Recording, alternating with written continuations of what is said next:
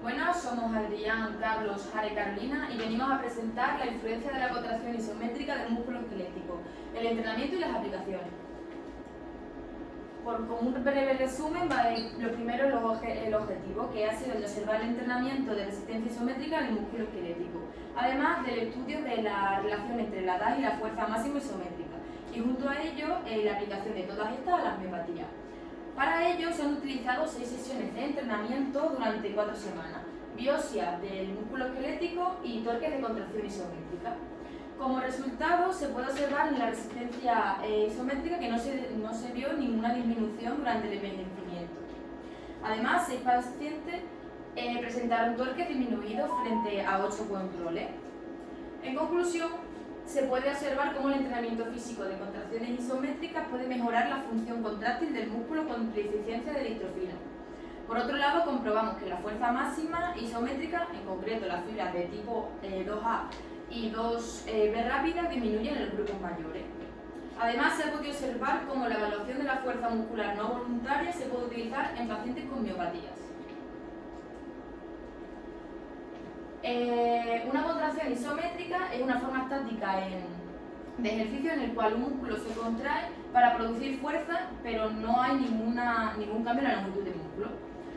Además, gracias al músculo esquelético podemos movernos, ya que está constituido por músculo estriado. Para ello es necesaria la producción de un potencial de acción en la motoneurona, que determina la liberación de acetilcolina en la unión muscular. Se ha observado un entrenamiento de resistencia isométrica en el músculo esquelético, donde las contracciones isométricas generan fuerza o torque sin un cambio en la longitud del músculo o en el giro de la articulación. Además, se verá la relación entre la edad y la fuerza máxima isométrica, que disminuye con la edad. Y por último, la aplicación de todas estas a las miopatías. En pacientes con miopatías primarias rigurosas se utiliza para determinar la fuerza del músculo esquelético el Manual Muscle Test, MMT. El paciente contrae voluntariamente el músculo contra la gravedad o la resistencia del examinador y se evalúa entre el 0 y el 5. Pero se ha necesitado una medida objetiva para medir todo esto y que no dependa de la participación del paciente. Para ello se han inventado sistemas de evaluación de fuerza muscular isométrica, MFAS. La opinión de todos estos dispositivos es voluntaria y que se puede llegar a utilizar todo esto en la práctica clínica diaria para realizar un seguimiento de la fuerza del músculo enfermo.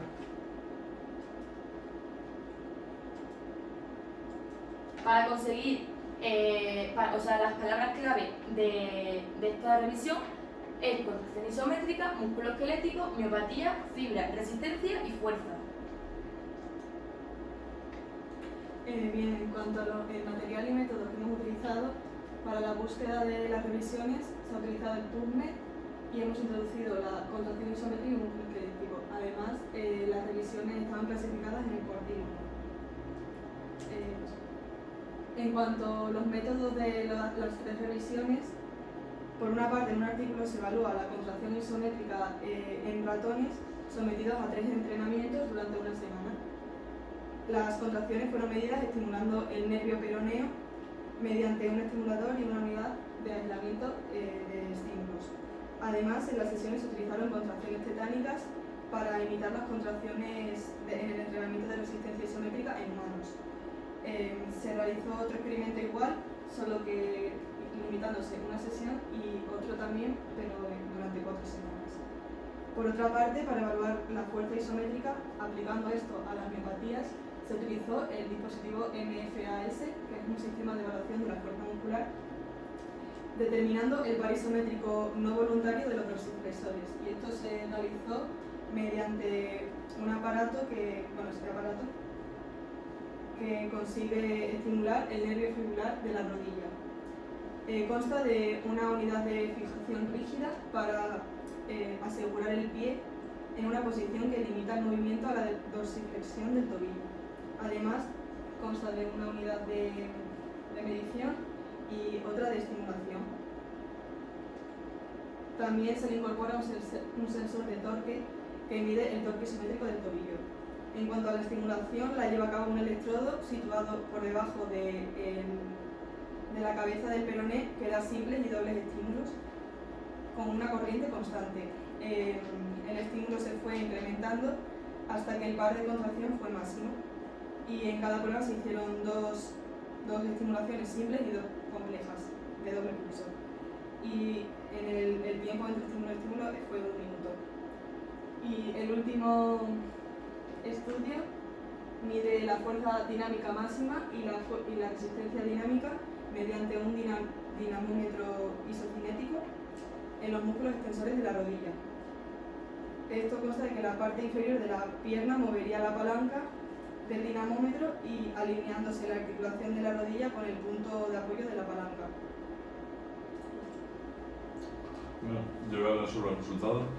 En el primer artículo hablamos de la contracción del músculo esquelético en ratones, que estos son aplicados a los humanos.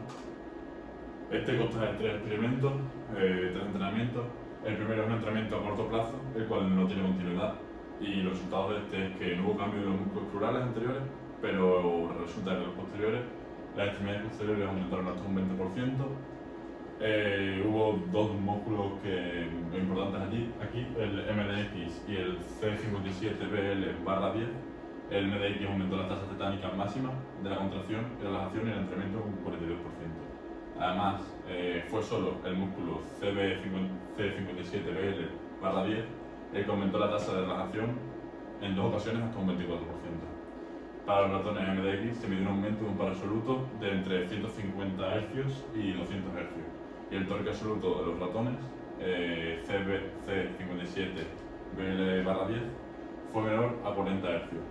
Luego del entrenamiento, tras el entrenamiento, mientras que el torque del porcentaje máximo fue menor a las tasas de frecuencia 20, 40, 60 y 80 Hz.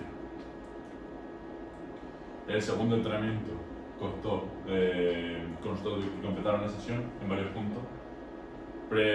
Para el segundo entrenamiento, el primer entrenamiento lo tomaron de prueba simplemente, lo tomaron como una referencia, y completaron una sesión en 1 hora, es decir, completaron una sesión y posteriormente a la hora completaron otra, y a posteriori completaron una sesión en 1 hora y después de 1 semana. Dale, por favor. Aquí podemos ver los resultados de en el que un ratón cumple un ejercicio en 1 hora, al 6 aumenta el torque, en un día sigue aumentando un poquito más, a los 3 días pega el girón, y posteriormente podemos ver como en 1 semana desciende del todo. Finalmente, el tercer entrenamiento, el objetivo de era unas sesiones de 6 entrenamientos en 4 semanas, el cual el objetivo de era para ver si se podía mantener el torque durante todos estos días. Los ratones MDX aumentaron el torque isométrico a lo largo de las 6 sesiones, y el aumento de la fuerza solamente se asoció con un aumento de las tasas tetánicas máximas de contracción y relajación. Aquí podemos ver cómo asciende cada una de las sesiones. Por último, en el segundo artículo podemos ver cómo fue este entrenamiento y cómo fue con respecto a la edad. Y podemos ver que los tipos de fibras 2A y 2B disminuyen con la edad, mientras que las fibras 12 siempre permanecen igual.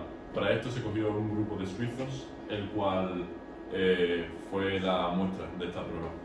Para la actividad MDLH anaeróbico decreció durante el crecimiento, mientras que la observación en los cambios de actividad aeróbica HDL, HDLH, esto disminuyó. La fuerza máxima tanto de las 2 piernas siguieron un patrón similar durante el envejecimiento, y solo se observó un descenso bastante marcado en las personas ya con mucha edad. Y con respecto a la resistencia isométrica, tiende a aumentar con la edad, aunque no hay una gran diferencia con respecto a los grupos de los años. Bueno, pues en la discusión encontramos que en el entrenamiento de la contracción isométrica en el músculo esquelético, los resultados afirman que con un entrenamiento a largo plazo puede aumentar el torque isométrico y la tasa de la concentración tetánica y relajación. Además de que se produjo un aumento en los músculos crurales de las extremidades posteriores. Sin embargo, con un entrenamiento a largo plazo, pero sin continuidad, no se producen cambios. Por otro lado, se afirma que con un entrenamiento continuo aumenta el torque isométrico. Por otro lado, los resultados muestran que en pacientes con miopatías primarias, la evaluación de la fuerza muscular estimulada de forma no invasiva se correlaciona con las fuerzas determinadas por una prueba muscular tradicional. Los pacientes con enfermedades musculares mostraron fuerzas reducidas. Además existen dispositivos como el MFAS, donde muestra información sobre la función muscular isométrica. Otro dispositivo también utilizado es el MMT, fácil de aplicar, que proporciona información sobre la fuerza de un grupo muscular en determinados rangos de movimiento. Además, otro dispositivo utilizado son los dinamómetros, que mostraron ser herramientas eficaces para determinar la voluntad volitiva de la fuerza muscular, incluido en pacientes con miopatías de 2, 16 a 18. Pero sin embargo, requieren la colaboración del paciente. Por otro lado, en pacientes mayores, la proporción de fibras del tipo 2A y 2B disminuye. Por tanto, en función de la edad, la resistencia isométrica y dinámica en el músculo esquelético cambia. Además, en el caso de la resistencia isométrica, aumenta con la edad.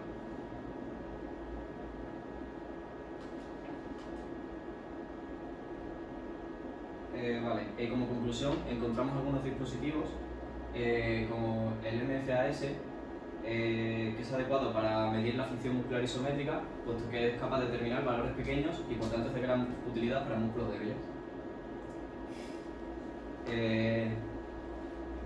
Otro dispositivo sería el MMT, ya que al ser un medio sencillo de aplicar permite recibir información sobre la fuerza de grupos musculares.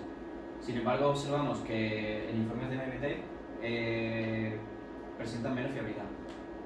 Otras herramientas eficaces son los dinamómetros, puesto que permiten mostrar la voluntad de la fuerza muscular, incluyendo a pacientes con miopatías más complejas. Por lo tanto, estos dispositivos mostraron que aquellos pacientes con enfermedades musculares tenían fuerzas reducidas, y todo esto se correlacionó en determinadas pruebas de fuerza tradicional. Por otro lado, los resultados afirman que en el entrenamiento de la contracción isométrica del músculo esquelético, un entrenamiento a largo plazo puede aumentar el torque isométrico, pero sin embargo, si no se produce un entrenamiento continuo, no se van a producir cambios. Por último, hemos comprobado que en función de la edad, la resistencia isométrica y dinámica cambia. Por ello, en pacientes con edades mayores se puede observar un descenso de las fibras del tipo 2A y tipo 2B. A su vez, la fuerza máxima de las piernas sufre un descenso marcado en pacientes con edades mayores. Sin embargo, en el caso de la resistencia isométrica, aumenta con la edad.